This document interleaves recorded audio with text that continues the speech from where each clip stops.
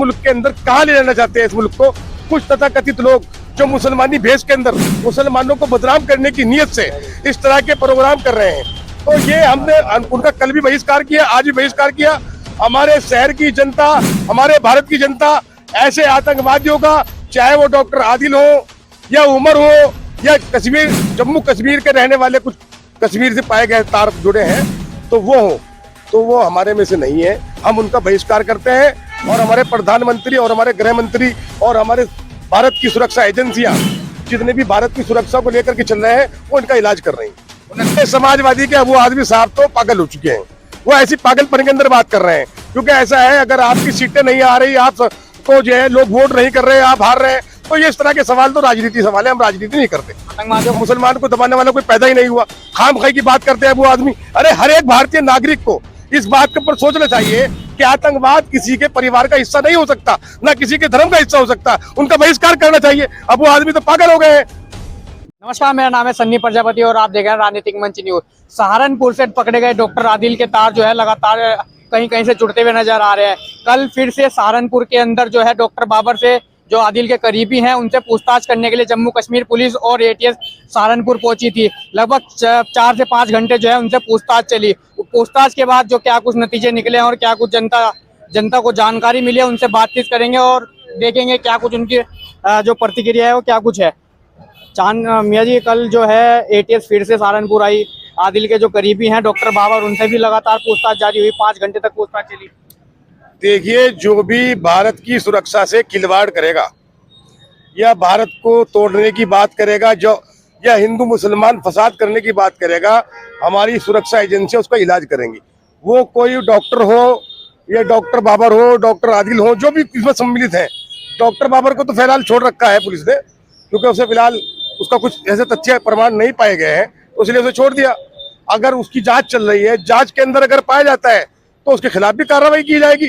क्योंकि आप बम विस्फोट कर रहे हैं, बमों का जखीरा रख रहे हैं। आप इस मुल्क के अंदर कहाँ ले जाना चाहते हैं इस मुल्क को। कुछ तथाकथित लोग जो मुसलमानी भेष के अंदर मुसलमानों को बदनाम करने की नीयत से इस तरह के प्रोग्राम कर रहे हैं, तो ये हमने उनका कल भी बहिष्कार किया, आज भी बहिष्कार किया। हमारे शहर की जनता, हमारे भारत की जनता ऐसे आतंकवादियों का, चाहे वो डॉक्टर आदिल हो या उमर हो या कश्मीर, जम्मू कश्मीर के रहने वाले कुछ कश्मीर से पाए गए तार जुड़े हैं, तो वो हो, तो वो हमारे में से नहीं है। हम उनका बहिष्कार करते हैं और हमारे प्रधानमंत्री और हमारे गृह मंत्री और हमारे भारत की सुरक्षा एजेंसियां जितने भी भारत की सुरक्षा को लेकर के चल रहे हैं वो इनका इलाज कर रही हैं। 29 किलो जो है 2900 किलो जो है विस्फोटक पकड़ा गया। दिल्ली के अंदर धमाका हुआ, उसके बाद फिर सहारनपुर से तार जुड़ी। ऐसा क्या कुछ है? डॉक्टर के भेष में आतंकी छुपे बैठे हैं सहारनपुर के अंदर। भाई देखिए, ऐसा है, अभी जांच पड़ताल चल रही है और जांच पड़ताल के अंदर न्यायालय भी है, वो उनको वहां पेश करेंगे। ये तो वहां पता चलेगा कि वो थे या नहीं थे। लेकिन फिलहाल हालात इस तरह के बने कि हमारी सुरक्षा एजेंसियों ने उनको खंगाला है और खंगालने से उनके तथ्य प्रमाण पाए गए हैं। तो मैं यही कहूंगा कि ऐसे लोगों का हम बहिष्कार करते हैं। लेकिन हमारे यूपी के अंदर, हमारे दिल्ली के अंदर, हमारे हरियाणा के अंदर ये कहां से आए और वहां की सुरक्षा एजेंसियां, वहां की एलआईयू क्या कर रही थी, सवालिया निशान सरकार पे भी उठता है और प्रशासन पे भी उठता है। समाजवादी पार्टी के नेता हैं अबू आजमी, कह रहे हैं जो लोगों को दबाते हैं उसके बाद फिर आतंकवादी बनते हैं वो। अरे समाजवादी के अबू आदमी साहब तो पागल हो चुके हैं, वो ऐसी पागलपन के अंदर बात कर रहे हैं। क्योंकि ऐसा है, अगर आपकी सीटें नहीं आ रही, आप को जो है लोग वोट नहीं कर रहे, आप हार रहे हैं, तो ये इस तरह के सवाल तो राजनीति सवाल है। हम राजनीति नहीं करते। आतंकवादियों का समर्थन कर रहे हैं, खुला खुला कह रहे हैं मुसलमानों को दबाया जा रहा है इसलिए आतंकवादी बन रहा है। अरे यार, मुसलमानों को कौन दबा सकता है? मुसलमान को दबाने वाला कोई पैदा ही नहीं हुआ। खामखाई की बात करते हैं वो आदमी। अरे हर एक भारतीय नागरिक को इस बात के ऊपर सोचना चाहिए कि आतंकवाद किसी के परिवार का हिस्सा नहीं हो सकता, ना किसी के धर्म का हिस्सा हो सकता। उनका बहिष्कार करना चाहिए। अब वो आदमी तो पागल हो गए हैं। लेकिन लगातार मुसलमानों के बीच से ही क्यों आतंकी निकलते हैं, सबसे बड़ा सवाल उठ रहा है। ये देखिए, पहले हमारे मुल्क के अंदर और भी लोग उग्रवाद के रूप में पकड़े गए। किसी के पास से बम मिला, किसी ने विस्फोट किया, आज उन्हें न्यायालय ने बरी कर दिया। उसमें साध्वी प्रज्ञा भी थी। ऐसा नहीं है, ये तो कहीं से भी उठ जाते हैं। ये तो एक मुसलमान को टारगेट करके बदनाम करने वाली बात है। वो लोग मुसलमानी भेष के अंदर है। हम ये प्रमाण भी नहीं दे सकते कि मुसलमान है। वो किस तरह के मुसलमान है यार? जब अल्लाह रब्बुल आलमीन ने कह दिया कुरान पाक के अंदर कि हम फसाद फैलाने वालों को पसंद नहीं करते, जो लोगों की हत्या करते हैं वो हम में से नहीं है, तो बेकार की बात करते हैं। लेकिन जो आतंकी पकड़े जा रहे हैं मस्जिदों के अंदर जाके नमाज पढ़ रहे हैं वो तो। अरे भाई, एक बात बताइए, अब आप सामने मस्जिद के अंदर चले जाइए, आपको कोई रोक देगा क्या? यार ऐसा नहीं है। वो इंसान नहीं हो सकता जो इंसान का कत्ल करता हो, हम उसका बहिष्कार करते हैं। जब राम मंदिर का फैसला कोर्ट ने दे दिया, राम मंदिर बन गया, प्राण प्रतिष्ठा हो गई, लेकिन अभी भी कुछ मुसलमानों के दिल में ठेस है और उसी को उड़ाने का प्रोग्राम बनाया था उन्होंने। देखिए, वो तो न्यायालय ने जो फैसला दिया, भारत की तमाम जनता ने उसको माना है, मुसलमानों ने भी माना है, लेकिन यह बात हकीकत है कि वो फैसला सिर्फ आस्था की बुनियाद पर दिया गया था। आस्था की बुनियाद पर जो फैसला हुआ है वो हमारे दिल में आज भी है, लेकिन कोई धर्म स्थल वहां राम मंदिर बन गया, हम वेलकम करते हैं। कौन उड़ाने की बात करेगा? हमारी सुरक्षा एजेंसी हमारे लगी हुई है, और जो इस तरह के सवाल करते हैं, जो मंदिर को उड़ाने की बात करते हैं या इस तरह का सवाल करते हैं, तो पुलिस प्रशासन को उनके खिलाफ कठोर कार्रवाई करनी चाहिए। जी भाई साहब, क्या नाम है आपका? मेरा नाम मुन्ना वर्षन समाज सेवी। राम मंदिर को उड़ाने का टारगेट था उनका, किसका था भाई? आदिल का। अरे ऐसा कहीं नहीं है भाई, हमने तो सुना नहीं है। काम खाए मुसलमानों को टारगेट किया जा रहा है, क्या हिंदू लोग नहीं पकड़े जा रहे हैं? आतंकवाद एजेंसी ने तो जो है प्रूफ दिया है उसका पूरा। अगर प्रूफ दिया है, उसके पास प्रूफ है उनके पास, और उसने जो आवाज जो बोली है उसकी टेप है आवाज, तो देखो फिर तो दोषी है। अगर मैं बोलूंगा तो मेरी आवाज टेप हो रही है, उससे मिलानी भी चाहिए। अगर मैं कोई भी गलत बात बोलूंगा और वो मिल जाती है तो बिल्कुल मैं दोषी हूँ। अगर आदिल ने कोई बयान ऐसा दिया है और उसकी जांच सही बैठ रही है, निपक्ष जांच होनी चाहिए अच्छी ईमानदारी से, तो भाई दोषी है। फिर दोषी का तो मतलब ये है कि उसको तो कार्रवाई होनी चाहिए। 6 दिसंबर का दिन चुना गया था जिस दिन बाबरी के ढांचे को जो है हिंदू संगठनों ने ढा दिया था, और उसी वही दिन उन्होंने चुना फिर से। नहीं तो ऐसा कुछ नहीं है भाई, अगर चुना है तो वो गलत है। दिन तो कोई भी हो सकता है, कोई भी आदमी किसी भी दिन में कोई भी बात कर सकता है। अगर कसदन वही दिन चुना गया है और उसे डेट के ऊपर वो ऐसे बयान दे रहे हैं तो वो गलत है। देखो, जो बाबरी मस्जिद का फैसला हुआ है ये कोर्ट ने भी मान लिया है, हम लोग ने भी मान लिया, हम भी शांत थे। ये आस्था पे हुआ है, कोई सही फैसला नहीं हुआ है वहाँ पर। जांच अब भी बिठा सकते हो, आप भी अगर खुदाई कर सकते हो। कोई ऐसा कुछ नहीं है कि बाबर ने उसको मंदिर को ध्वस्त करके ढा के मस्जिद बनाई है, ऐसा कुछ नहीं है भाई साहब। क्या आपको भी पता है कि बाबर ने मंदिर को नहीं ढाया? अरे भाई सुन रहे हैं हम तो, हमें क्या पता। वो इतिहास बता रहा है, ये लोग बता रहे हैं, कोर्ट बता रहा है, जो वैज्ञानिक वो लोग बता रहे हैं, तो उसी आधार पे मैं बात कर रहा हूँ। अब मैं तो इतना भाई पढ़ा लिखा नहीं हूँ कि मैं इतिहास पढ़ा लिख के आपको बता रहा हूँ। जो देश के कुछ मुसलमान है अभी भी आदिल का समर्थन कर रहे हैं, कह रहे आदिल गलत नहीं है।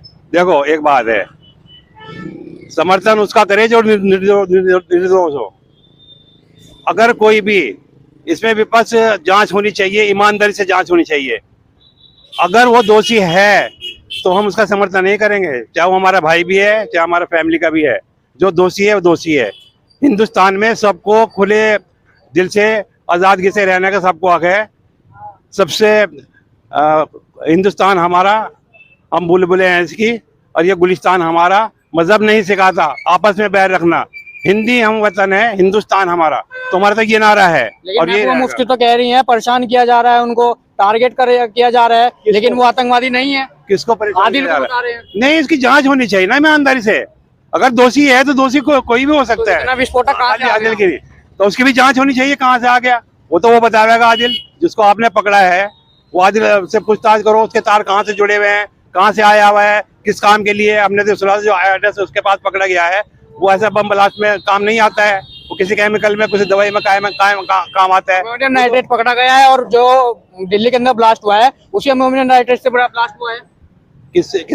अमोनियम नाइट्रेट है, जी उससे ब्लास्ट हुआ दिल्ली के अंदर। अगर उससे हुआ, उसका केमिकल उससे मैच खाता है, जांच में सही पाया जाता है, तो दोषी है वो। हम दोषी का जो है मुसलमान है अभी भी उसका समर्थन कर रहे हैं लगातार। भाई मुसलमान करे या हिंदू करे या कोई भी करे, समर्थन उसका करना चाहिए जो निर्दोष हो। और जिसपे जांच बैठ गई है और जो जांच में सही पाया गया है, तो उसका कोई समर्थन नहीं करेगा। जो करेगा तो वो भी उसी का गुनहगार होगा, जैसे वो गुनहगार। क्या वाकई में ही मुसलमानों को दबाया जा रहा है? नहीं, देखो ऐसा कुछ नहीं है। हम भी यहाँ रह रहे हैं, हमें भी कम से 60 साल हो गया रहते हुए। जो काम गलत करेगा तो गलत है। अगर हम काम गलत करेंगे, हमें प्रशासन शासन कोई भी अगर हमारे पे एक्शन लेगा तो गलत नहीं दे रहा, क्योंकि हम उनको खुद गलत है। अगर हम सही हैं तो हम तो बड़े बड़े ऑफिसर से जाते हैं, मिलते हैं, दुआ सलाम करते हैं, इज्जत करते हैं हमारी वो लोग। भाई आप अपने अल्फाज जो है ना अच्छे रखो ना। आप गैर को अपना बना सकते हो। हिंदू क्या, हिंदू हमारा भाई है। अगर हिंदू भाई से अगर कोई भी मजहब का आदमी है, हम उससे भाईचारे से बात करेंगे, मोहब्बत से प्यार करेंगे। उसका दिमाग क्या खराब है? क्यों हमें गाली देगा, पकड़ेगा, मारेगा? हाँ, हम अगर हमारी हरकत किसी की भी हो, अगर हमारे आगे कोई भी आड़ी टेढ़ी बात करेगा तो हम भाईचारे से कैसे बात करें? हिंदू हमारे भाई, लेकिन आदिल ने जो है हिंदुओं को टारगेट किया हुआ था। तो भाई अगर उनने ऐसा टारगेट किया तो वो गुनहगार है, गलत है, गलती पे है। हम उसका समर्थन नहीं करते। हम समर्थन उसका करेंगे जिसके अंदर इंसानियत होगी। इंसानियत दुनिया में सबसे बड़ी चीज है। मजहब सबके बाद में आते हैं। अगर इंसानियत हमारे दिल में है तो हमारा मजहब भी है, वो भी सच्चा है, हमारे गॉड भी सच्चे हैं। अगर हमारे में इंसानियत ही नहीं है तो फिर वो इंसान ही नहीं है, वो तो जानवर है। कोई भी इंसान हो सकता है वो। समाजवादी पार्टी के नेता अब्बू आजमी क्यों उनका समर्थन कर रहे हैं? कह रहे हैं कि मुसलमानों को दबाया जा रहा है और इसलिए आतंकवादी बन रहे हैं। नहीं, वो गलत है। वो इतने बड़े नेता हैं, सुलझे हैं, पढ़े लिखे हैं। हम एक साधारण आदमी हैं, इस बात को हम भी बोल सकते हैं। हम क्यों समर्थन ले रहे हैं? हम तो नहीं समर्थन कर रहे हैं किसी का। हम तो कह रहे हैं कि जहाँ देखो निर्दोष जो है ना, निर्दोष के ऊपर कोई आंच नहीं आनी चाहिए, चाहे कोई भी हो। और जो दोषी है उसको छोड़ना नहीं चाहिए। और हम ऐसे आदमी का बहिष्कार करते हैं। जी चांद भाई, आरएसएस के मुख्यालय भी उनके टारगेट पर थे, उनको भी उड़ाने की प्लानिंग थी उनकी, काशी विश्वनाथ को उड़ाने की प्लानिंग थी। आखिरकार लगातार हिंदुओं के धार्मिक स्थलों पर क्यों टारगेट हो रहा है? देखिए, इसके बारे में तो मुझे जानकारी नहीं है उन्होंने कहाँ कहाँ प्लान बना रखा था। जो घटना भारत के अंदर आज आतंकवादी हुई है उसमें सबसे ज्यादा मुसलमान बदनाम हुआ है। वो चेहरे बेनकाब किए जाए कि जो लोग मुसलमानों के चेहरे रख करके और आतंकवाद फैलाने का काम करते हैं, इंसान को इंसानियत से मारने का काम करते हैं। वहाँ कार में ब्लास्ट हुआ दिल्ली में, लाल किले के बाहर। ऐसी सेंसिटिविटी जगह जो भारत की राजधानी है, पूरी दुनिया का आदमी वहाँ आता है। तो ये बड़ी शर्मनाक बात है। जो भी उनके मुद्दे रहे हैं, अब उनकी जांच करके कौन उनको चला रहा है, कौन उनका ब्रेन वॉश करता है, कहाँ से उनको फंडिंग होती है, इस चीज की जानकारी हमारी सुरक्षा एजेंसियों को लगानी चाहिए। बहुत गलत बात है। धर्मस्थल सबके बराबर होते हैं। वो राम मंदिर हो, बनारस के अंदर विश्वनाथ मंदिर हो, या कोई भी मथुरा के अंदर कोई हमारा भगवान श्री कृष्ण की धर्मस्थल है और जन्मस्थल है वहाँ, तो वो अगर इस तरह की बात है तो वो गलत बात है। क्योंकि हम इस्लाम के मानने वाले हैं और इस मुल्क के पक्के और सच्चे और वफादार सिपाही हैं हम इस देश के। तो वो लोग अगर इस तरह के काम कर रहे हैं तो उससे सच्चे मुसलमान पे कोई फर्क नहीं पड़ता, क्योंकि मुसलमान अपने मुल्क के लिए वफादार है। वो जो लोग इस तरह के काम कर रहे हैं उनके मैं कहीं ना कहीं समझता हूँ कहीं ना कहीं पाकिस्तान से उनके तार जुड़े हुए होंगे, क्योंकि वो ऐसा मुल्क है, वो अपनी बदले की भावना के तहत यहाँ काम करते हैं और लोगों को फंडिंग कराते हैं और मुसलमान को हिंदुस्तान के अंदर बदनाम करने का काम करते हैं। मुसलमान कल भी अपने देश के लिए वफादार था, आज भी अपने देश के लिए वफादार है, और मोदी जी बहुत अच्छा इलाज कर रहे हैं। तो मैं इसका समर्थन करता हूं कि मोदी जी ने उनको पकड़ने का काम किया और उनकी सुरक्षा एजेंसियों ने काम किया और आगे भी वो करते रहेंगे। तो क्या मुसलमानों को आदिल को जो फांसी पे लटकाने का मौका मिलेगा तो क्या देश के मुसलमान आदिल को फांसी पे लटकाएंगे? देखिए, ये देश के किसी भी मुसलमान को हक ही नहीं दिया हमारे कानून ने। ये सवाल आप गलत कर रहे हैं। हमारा संविधान है, न्यायालय है, भाई न्यायालय उसको सजा देगा। हम तो अपने देश के ऊपर, अगर न्यायालय मुसलमानों के भरोसे छोड़े तो मुसलमान क्या इलाज करेंगे उसका? नहीं, सुनिए, जो संविधान है हमारा, उस संविधान के तहत ही काम करेगा मुसलमान, संविधान के खिलाफ नहीं करेगा। अगर न्यायालय जो है मुसलमानों के भी उसको छोड़ दिया जाए और कह दिया जाए कि आप लोग जो आपकी कौम को बदनाम कर रहे हैं आप इसका इलाज खुद कर दो। हमने अभी आपको क्या कहा, आप समझ नहीं रहे हमारी बात। हमने उनका कल भी बहिष्कार किया, आज आपके चैनल के माध्यम से भी, और पूरे हिंदुस्तान के हर एक नागरिक मुसलमान से मैं अपील करता हूं कि ऐसे लोग जो घरों में किराए पर रहते हैं और संदिग्ध पाए जाते हैं तो आप तुरंत जाकर के अपनी संबंधित थाने में उसकी सूचना दें और उसके मालिक मकान के बारे में बताएं। क्योंकि कोई भी संदिग्ध आदमी जहां भी पाया जाएगा, वो चाहे हिंदू हो मुसलमान हो, उसके खिलाफ कानून है और कठोर कार्रवाई होनी चाहिए। और मुसलमान तो अपना सर्टिफिकेट वफादारी का बार बार देता आ रहा है मुल्क को।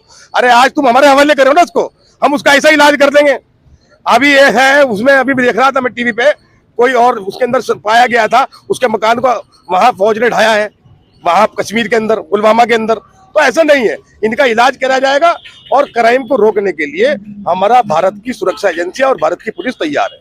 अल-फलाह यूनिवर्सिटी को जो है बैन कर दिया गया, आतंकियों की फैक्ट्री बन चुकी है अल-फलाह यूनिवर्सिटी। देखिए, वो तो एक शिक्षा का मंदिर है, अगर वहां कुछ इस तरह का पाया जाएगा तो वो तो एक जांच का विषय है, उसके बारे में मैं कुछ नहीं कह सकता, वो एजुकेशन का मसला है।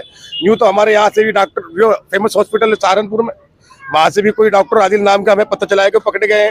तो शुरू में लोग समझ रहे थे, मुसलमान भी समझ रहे थे कि भाई फंसाया जा रहा है, लेकिन जब तथ्य और प्रमाण आए सामने तो सब चुप हो गए। ऐसा नहीं है, हमें अपने कानून पर भी यकीन है, अपनी फौज पे भी यकीन है, अपनी सुरक्षा एजेंसियों पे भी यकीन है, अपने प्राइम मिनिस्टर पे भी यकीन है, और सारे संवैधानिक जितने पद हैं सब पे हम यकीन करते हैं। लेकिन मुसलमान बार बार इस मुल्क को अपना सर्टिफिकेट देता देता परेशान आ गया। अरे ऐसे नागरिकों को आप अपने मुल्क में घुसने कैसे देते हो, क्यों जांच नहीं होती, जब पकड़े जाते हैं तो जब खुलासा होता है। वो तो जम्मू कश्मीर के ही रहने वाले थे, वो घुसे नहीं है कहीं से। अरे भाई जम्मू कश्मीर ऐसे सेंसिटिव इलाका है, आरडीएक्स कहीं से तो खरीदी होगी ना, किसी ने तो उपलब्ध कराया होगा ना, कोई बाजार में। खादी की दुकान से लिए गए कट्टे हैं जो जिसकी वजह से लैब के अंदर टेस्टिंग करके उन्होंने वो जो अमोनियम नाइट्रेट है वो बनाया उन्होंने। भाई ये भी तो जांच का विषय है, जहां से वो फार्मूला लेकर आ रहे हैं, क्यों दे रहा है भाई उनको फार्मूला, जब बगैर लाइसेंस के वो बेच रहे हैं और एक आम आदमी को अच्छे आसानी से मिल रहा है। अरे गैस सिलेंडर तो मिलता नहीं प्यार आसानी से, उनको आरडीएक्स मिल रहा है, ये भी जांच का विषय है। दोषी हैं। जी भाई साहब कैसे देख रहे हैं कल जो आतंकी पकड़ा गया है यहाँ से? जी भाई साहब अब बात कर लेते हैं बिहार चुनाव में। बिहार चुनाव के अंदर जो है एनडीए ने जो है पूर्ण बहुमत बना ली है, कैसे देख रहे हैं आप? नहीं ठीक है, बना ली, हमने भी व्हाट्सएप पे देखे हैं और टीवी के माध्यम से देखे हैं। देखो ये जनार्दन का संदेश है। जनार्दन जो है जिसे चाहे अर्श पे बिठा दे और जिसे चाहे फर्श पे बिठा दे, तो ये जनादेश का आदेश है। जो भी उनकी खुशी है उसमें बनी है, कोई अच्छी बात नहीं। पहले भी सरकार चल रही थी और अब भी अच्छी चलेगी। अब उन्होंने कुछ तो विश्वास किया होगा, पहले जो सरकार चल रही थी